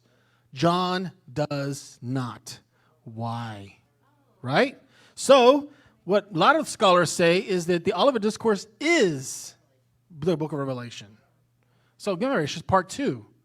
So, if you want a condensed version of the book of Revelation, go read Matthew 24. In my opinion. Okay? And so, but again, it's more than connected than just that. Okay? Okay, so what's interesting here about this, and this is something I want you to keep an eye on, is that sometimes in the book of John has incomplete themes or subjects. It says certain things in the book of John, like, oh, that's great, and you don't see it again. I'm like, did John forget what he wrote earlier in the book? You didn't pick that up later on. And it's like, well, where'd he go? Right? So what do you think, where are you going to find that, where he's going to pick it up at? Right? The book of John is a completion of the themes or subjects to John. So we're going to see things picked up later on. And this is, again, if you want a proper hermeneutic or how to interpret the book of John, we have to compare the two books together. And this is exactly what we're going to do. We're not going to go into detail of the book of Revelation. Sorry, that's just not going to happen. But we are going to do an overview of how it relates to the book of John. Okay? Can I ask a quick question? Yes. I feel like with that last statement you make that we have to also include 1 John. 1 John, I didn't say that. No, I'm just saying. I'm like, there's themes that are brought up in John that he elaborates on in the epistle 1 John. It's his style. Like the nature of like the comforter, the nature of the the spirit of truth. Yep. He gets into that. He gets into the nature of what love means. Yep. I consider 1 John as a footnote to the book of John. Okay. That makes sense. Okay. But yes, so we'll see this dynamic between the two. Okay. And so, by the way, sevens are continued on in the book of Revelation. Here's just to name a few. There are 7 churches, 7 seals, 7 bowls, the 7 eyes of the Lamb, and the 7 spirits of God. That's just to name a few that found in the book of Revelation. So I think John's favorite number is the number 7. What do you think? Okay. So we're gonna find 7 sevens in the book of John as well, which is gonna be pretty fascinating. At least I thought it was fascinating. Okay, so let's see how we're going to look at how are we going to attack this monster we have in front of us of how we're going to look at the book of John and the book of Revelation. Well, we're going to do it very simply. We're going to do this. Okay, so with the book of Revelation versus the book of John. So what's fascinating about this, and again, this is just so fascinating. I've known this for years, but I love talking about it. Okay, is that when you take the book of John and you compare it to the book of Revelation, there's a 1-to-1 correlation as you go through the chapters. And what I mean by that is, when you start with chapter 1 of book of John and chapter 1 of book of Revelation, the same words and the themes, the same Greek words, and the themes that are found in chapter 1 are found in chapter 1 of book of Revelation. And when we go to chapter 2, same thing in book of Revelation. Chapter 3, same thing in book of Revelation, all the way down the line. It's fascinating. But if you think that's fascinating, this is even more fascinating. When you flip it, it does the same thing. So when you look at John chapter 1, it corresponds to Revelation chapter 22. The same words, the same themes, and it goes backwards. So we're going to see that. You guys want to see a preview of that? Okay. Here's a preview. I'm only going to give you two instances. All right. In John 1:1, he says, John writes concerning the word of God. Right? We saw that. In Revelation chapter 1, verse 2, John witnesses the word of God. So the same words used. Okay? In John 1:5, it says, Yeshua is the light that shines in the darkness. In Revelation 1:16, it says, he saw the face of Yeshua that shines like the sun. So we'll see these, and the same Greek word are used. We'll see as we go through these words, go through in both directions. It's fascinating. It's fascinating. And so, and then we'll see some of the themes. Here's a theme. I'm trying to think of which one I should give you first. Okay. So in the book of John opens up with John the Baptist. And how does the book of John describe John the Baptist? Besides him being a witness, describes him as being a what? Light. John the Baptist? No. How does the book of John describe the John the Baptist as a what? As besides that, other than a witness, he describes him as a bridegroom. A bridegroom, right? Everyone know that in the book of John? No. And it's right. That's not, what, did I say bridegroom? No. He's the voice calling in the wilderness. He's the front of the bridegroom. Excuse me, the front of the bridegroom. Okay, he's the front of the bridegroom. And who's the bridegroom? Yeshua. Where is the bride mentioned in the book of John? Where does he mention that in the book of John? He never mentions it in the book of John. Not once. The bride. Where does John talk about the bride? Revelation chapter 21 and 22. So you can see that at the beginning of the book of John, he mentions the bridegroom, but he doesn't mention the bride. And then he doesn't talk about the bride until the end of the book of Revelation. So you can see how they're linked together in this thematic way. Is that, okay, where's, he talks about a wedding in John chapter 2. Okay, and the bride, but we never see it in John. Where do we see that again, happening again? In the book of Revelation, at the end, when the bride and the bridegroom come together in the wedding feast. At the end so you can see how they're all kind of fit together. So it's interwoven, these themes. It's very, very fascinating. So we're gonna attack it from that angle, okay? So again, my idea is that after we look at the themes of each section and we dissect each section, exegete each section of the book of John, then we're going to take at the end, we're going to look at how the themes relate to the book of Revelation. That's kind of how the class is going to work. Anyone had a question or comment? No? Okay. So, seeing how we're running out of time a little bit, I wanted to quickly just go over, I want to give you a crash course on the Hebraic and Greek mindset, because I think it's going to be very helpful as we go through the book of John, why it is that he emphasizes certain things. Like I said, he's going to talk about I hate to want to use the word dualism, but he's talking about the dynamic of Yeshua and the Son and the Spirit, how that works, the predestination, how salvation works in our working through the discipleship. And there's a reason why, and this only really makes sense, and hopefully this will help you see my perspective a little bit if we look at things from a Hebraic perspective. Because everybody in this room, including myself, comes from a very Greek perspective, Greek mindset. Now, not to say that Greek mindset is totally wrong and that's evil, that we shouldn't do it. That's not what I'm saying. But what I'm saying is when we come from a biblical perspective, the writers of the scriptures were Hebraic in mind. And so we have to look at it from their perspective if we truly wanted to understand what they're saying. So I want to give you a quick crash course so that when we get to some of these dicey areas in the book of John, you'll hopefully get to at least understand where the writers are coming from, okay? And then we'll close with that. Okay, so, and I'm sorry, before we get there, let's look at some presuppositions. When studying the book of John, and I would say even when you study the Bible as a whole, it's good to examine before you enter a study, what are your presuppositions? What are you presupposing first before you start to study? It's good to evaluate those, because a lot of times we just make these assumptions and we don't take time to really, okay, I'm presupposing this, but is this true?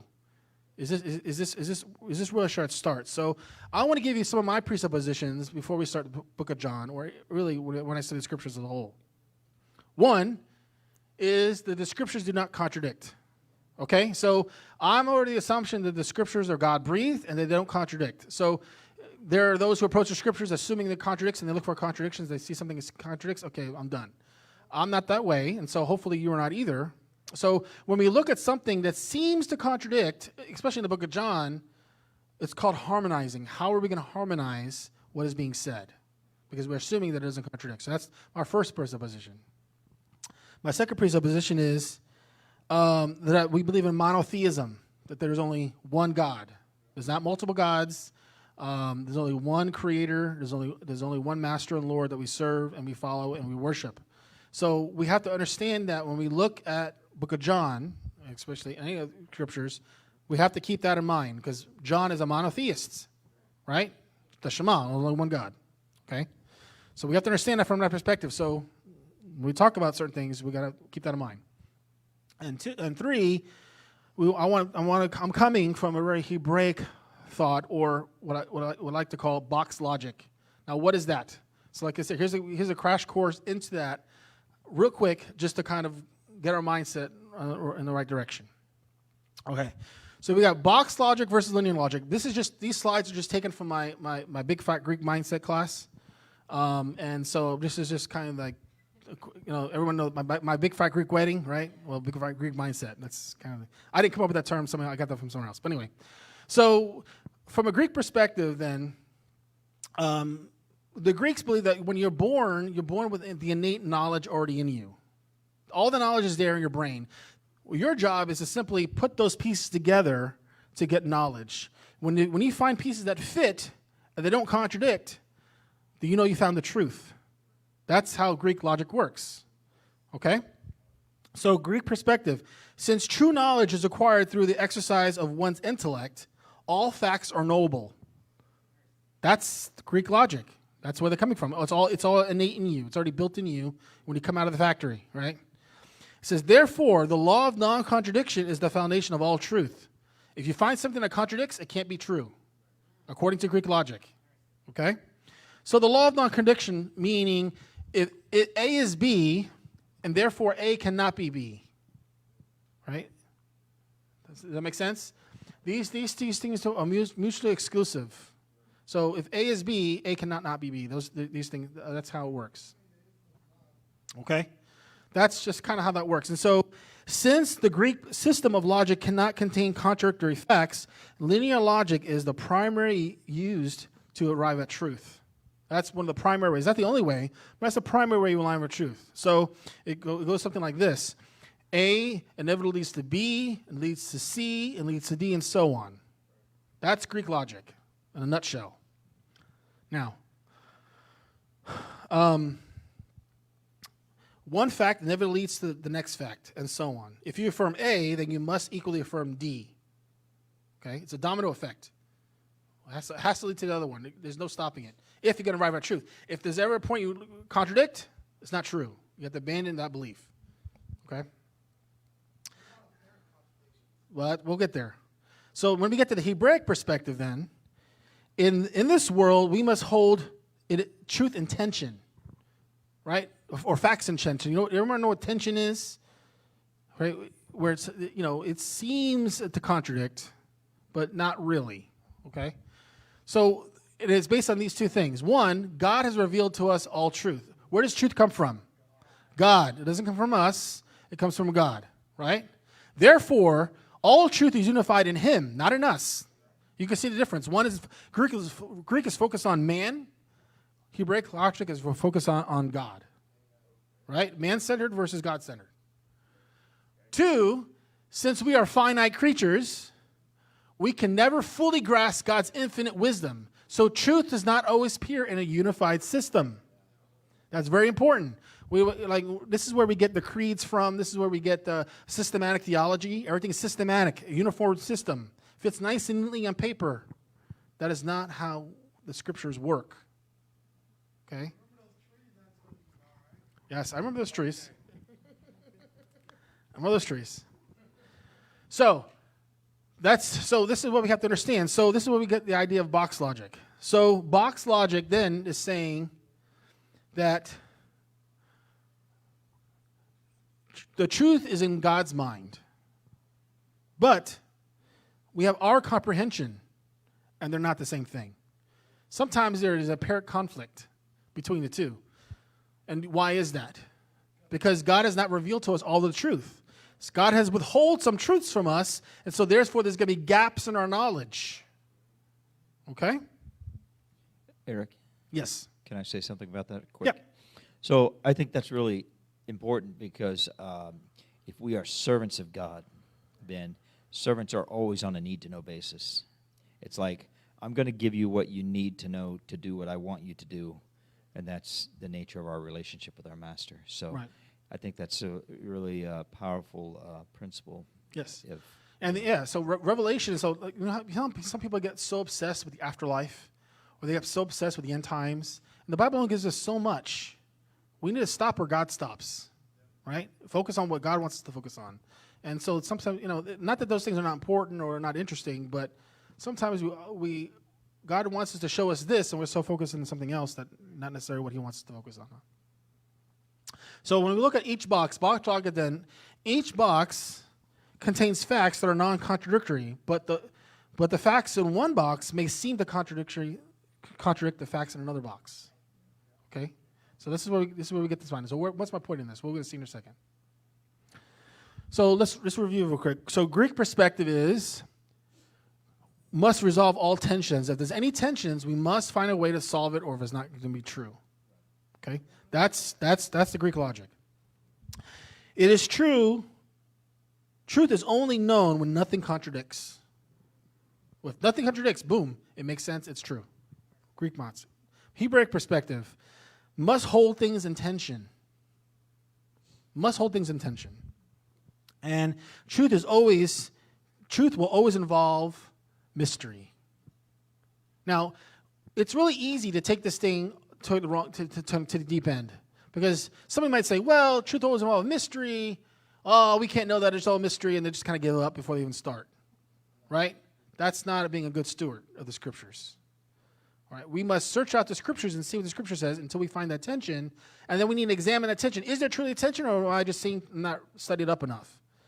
Right? That's where the study really takes place. It's, okay, we see this over here, but okay, well, am I making something that's not there, or is this truly a tension?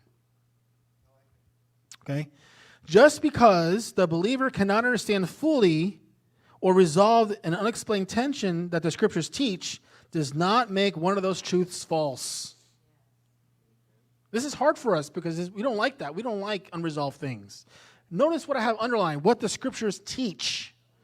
Okay? Not just something we make up or we experience, but what the Scriptures actually teach, and we got to make sure it teaches that way.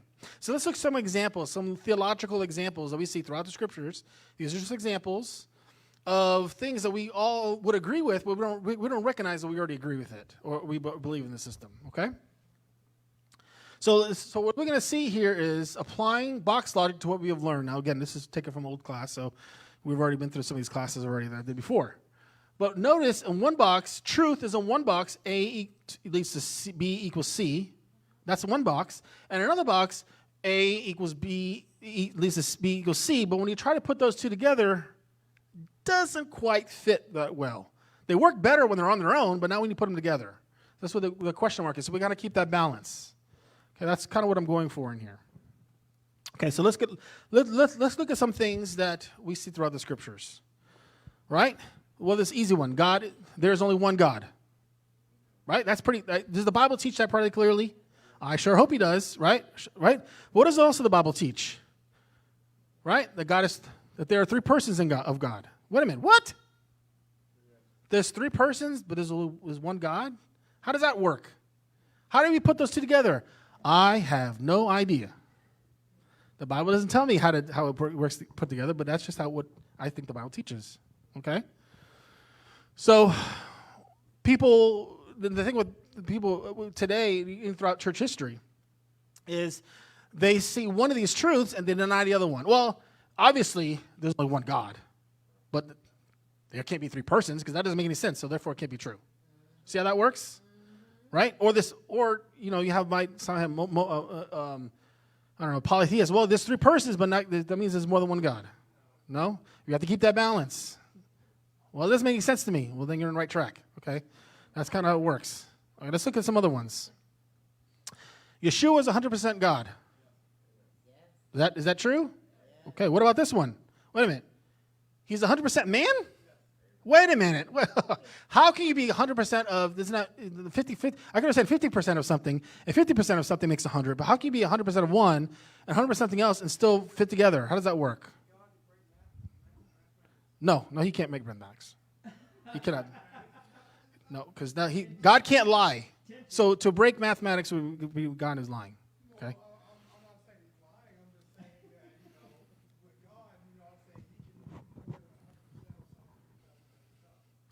But I'm not saying that God is. But Should I give him the microphone or not? No. Does he deserve the microphone? No. Well, I'm not saying that God is. I'm not saying that God is doing something here. What I'm saying that God is something here, right? There's a difference. So the question is, we for the most part we would agree with this statement, but when we try to put them together, we realize that we can't explain how they work. That's Hebraic mind. Okay. Let's look at another one. What is man? Man is flesh. He's a physical, right? He's physical. We can touch him, right? You can eat and drink and things like that. You can kill him. Flesh. He's physical. What else is man?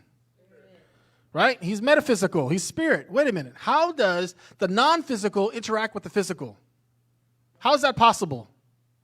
How can you be physical and non-physical at the same time? But what I'm saying is that don't just say God. What I'm saying is that I can't explain it to you. I can't explain the science of how they even begin to work. But we know it's true. Right?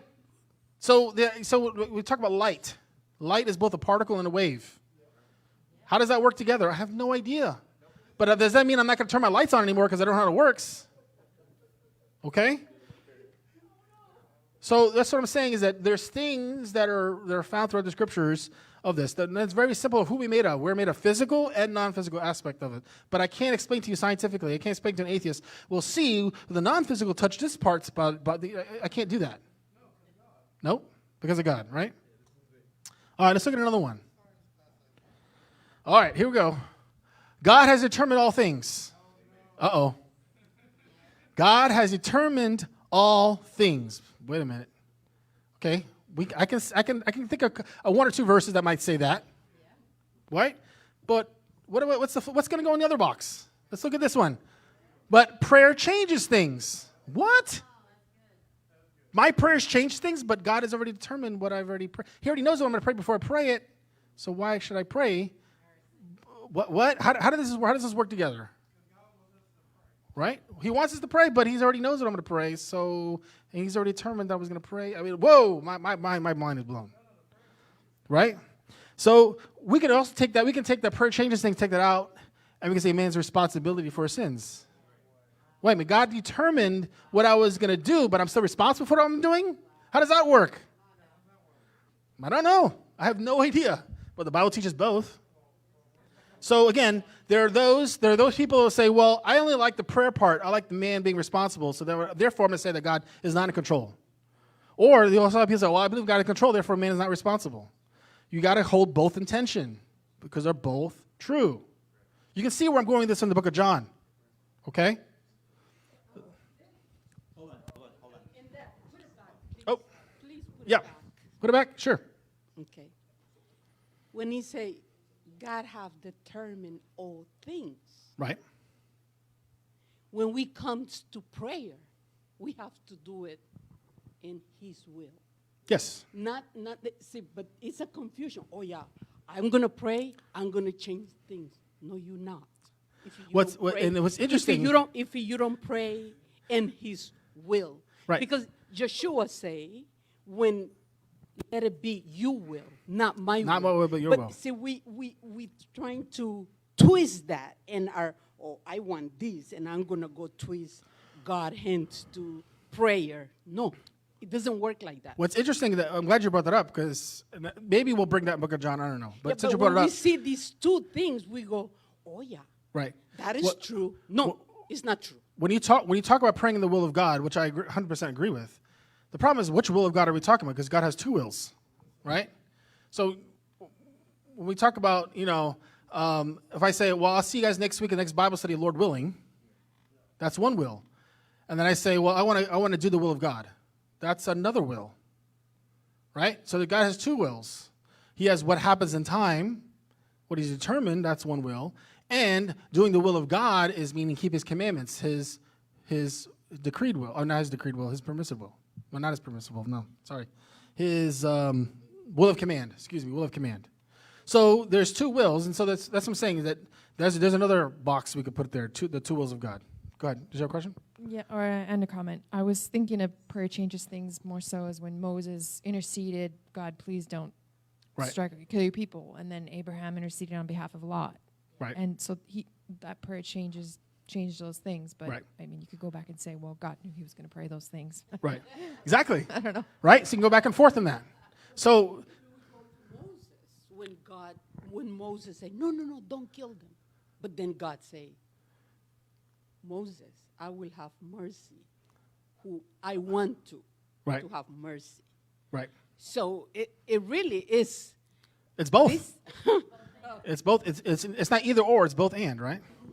Now that's the idea. So, and I think here's one more. I think I have here. It says salvation is 100% work of God. It's 100% work of God. Yet man needs to work out his salvation. What? How can I work on my salvation if it's 100% work of God? Right? Oh, here's another one. I don't think it's up here. Here's another one. It says, who wrote the Bible? God or man? Yes. Yes. Right? Yes. The scriptures are written by God, but all the man wrote them. There's two authors. How do you have two authors? How is that possible? I can't explain it to you. Both are true. So this is all just an exercise of what box is John focusing on. He's focusing on that one box that says God has determined all things. That's the box he's focusing on primarily. So when we get to certain scriptures, you're like, well, I don't like that because where's my place in all this? It's not about you right now. We're in a different box. Okay? So we need to keep that in mind. Okay? I'm trying to hedge up some of these arguments before they get there, okay? But just saying that is what Good John, luck, buddy. We're locked and loaded. Right, I know. That's the problem. So nobody brought tomatoes with them, right? Okay, good. We're good. All right. So what I'm saying is that we need to understand that when we're in one box, we're not saying that the other box doesn't exist. We're just focusing on one box. Okay, that's good. Okay? So that's what so that's why John is right. John is focusing on the divine aspect of things. He's looking at that particular aspect because that's his whole point. Yeshua is divine. He's focusing on the salvation is divine work. That's what he's focusing on. So that's what he's looking at. It doesn't say that the other box doesn't exist. So we have to be balanced in our studying. Okay? He has a point. He has an agenda. And we have to understand that agenda as we go through. Okay? So, that was a crash course in that. One more question. Okay, go ahead. I have another comment on the tension that you were speaking about. Okay. So, before I came to Torah, I wasn't familiar with a midrash or that kind of thing, and there's a lot of tension in those type of sessions versus just sitting in a nice teaching and accepting what you're being taught. Right. In more of like philosophizing versus like really getting into it and butting heads. Right. And I read this book on how to study the Bible, and it was the 5 Ps, and one of them is patience, and it said, embrace the dissonance of feeling lost rather than avoiding or dulling it, and it actually places you in the best possible positive way to learn. Mm-hmm. And most people avoid that place of frustration. Right. So, yeah, that's true because, like I said, the truth can make us uncomfortable sometimes because it doesn't fit in a nice little box. We like these nice little lists, little creeds, little systematic theology. It works perfect, and sometimes it doesn't always fit that way, and so it makes us uncomfortable. Go ahead. Okay, dude, this is crazy. So I'm thinking about Jacob wrestling with the Lord. Right. Right? And he wrestled all night long, right. Literally. And then he walked with a limp for the rest of his life. Yep. So it's like, I don't exactly know what that means, but I think there's something there. Yeah. And then it became a tradition in Judaism that they would never eat the hip or the thigh or something like that. I mean, I don't know. I think there's something there. I don't know what's there. Yeah, but we're going to address something similar to that in the next couple of weeks, yes.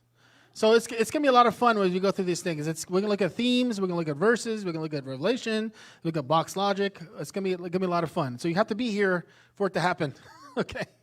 In my experience, a lot of people show up for the first couple of classes and then they don't forget about the class. So hopefully that won't happen with you guys.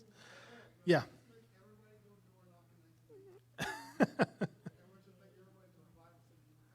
Oh, okay. Well, we'll talk about that. So that's kind of where I was. I had something else that we can discuss, but I think we're running out of time. I don't know if you guys want to stay for a few more minutes or we just want to close out here. You guys let me know what you want to do. I can stay. I don't. Well, he has a while, but I guess I can just go 5 more minutes. 5 more minutes. Okay.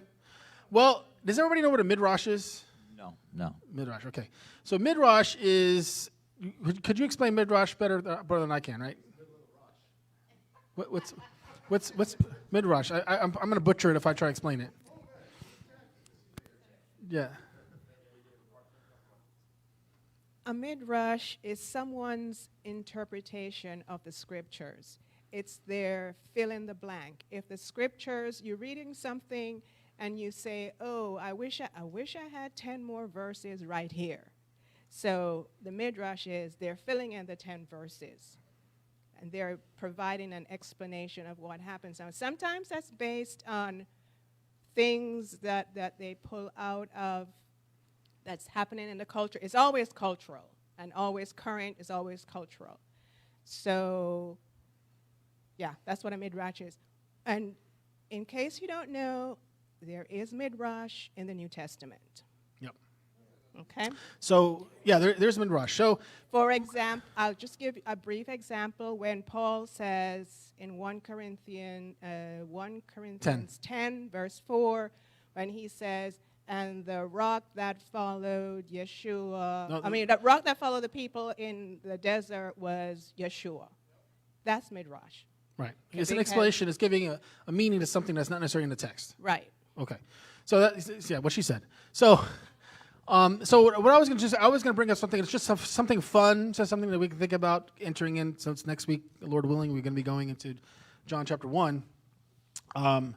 Again, what I'm about to say, don't use it as an argument. It's not something to use in an argument. It's just something fun to think about. Okay, it's something. I mean, I've midrash too, what she said, but also sometimes the rabbis would have fun with the text, right? They would, it was their they do crossword puzzles with the text. That was their downtime. They would have fun with the text. So that's kind of where midrash comes in as well. So I found this midrash. I thought it was quite interesting. I just thought I would share it, just to kind of get us introducing the book of John. Again, this is not something that I would argue with or debate with, but it's just something of fun. So when you go to Genesis 1:1, because obviously when you read the book of John 1, in the beginning was the Word, was with God, the Word was God. And we read that section there, it's obviously referring to Genesis 1, right? That's obviously what it's making reference to, and we're going to go to that.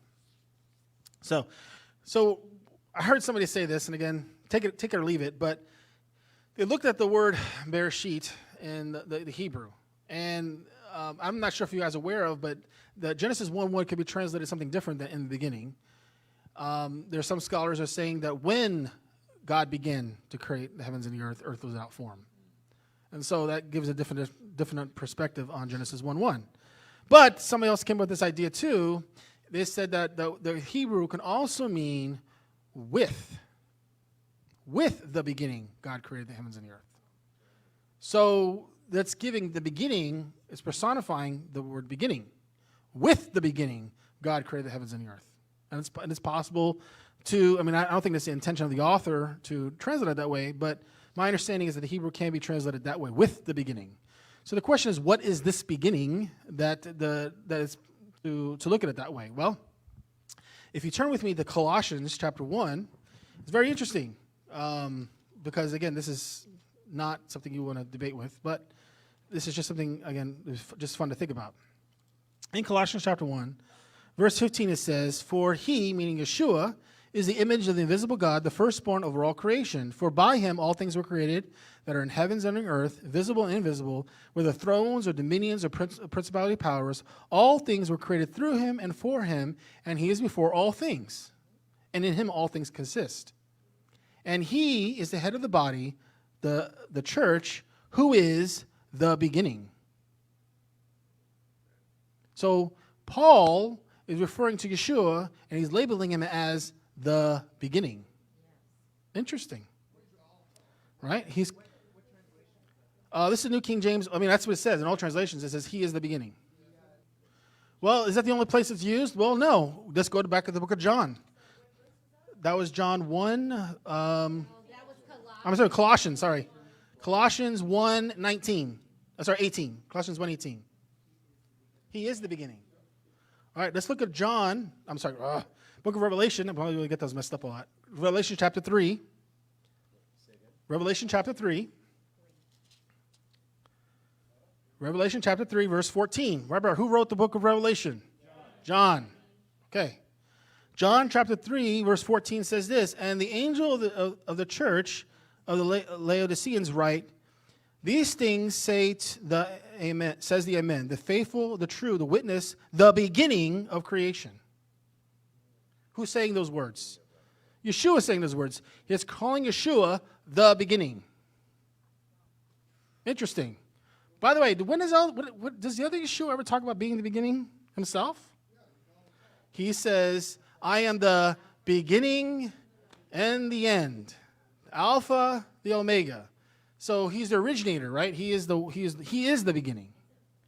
Again, this is just midrash, but I think it's quite interesting that we can look at that and kind of tie it into John.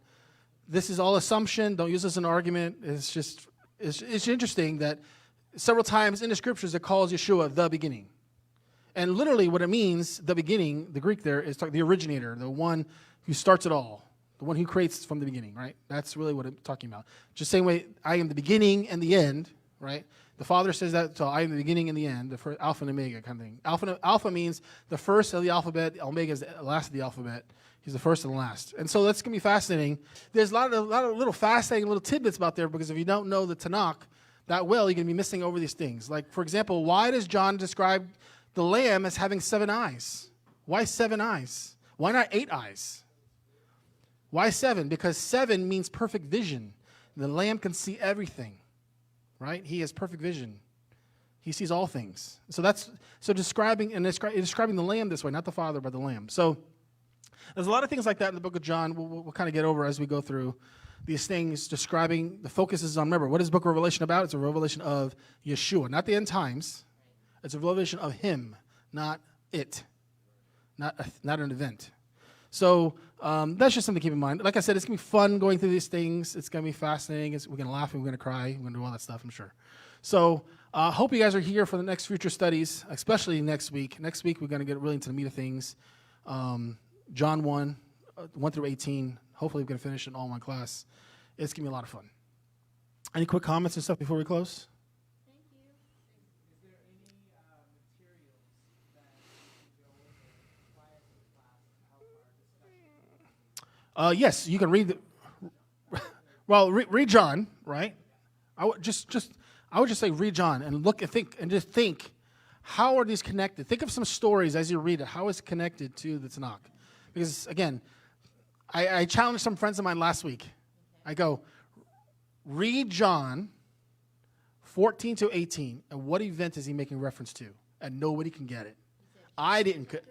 No, John chapter 1, 14 through 18. He's making reference to a specific event.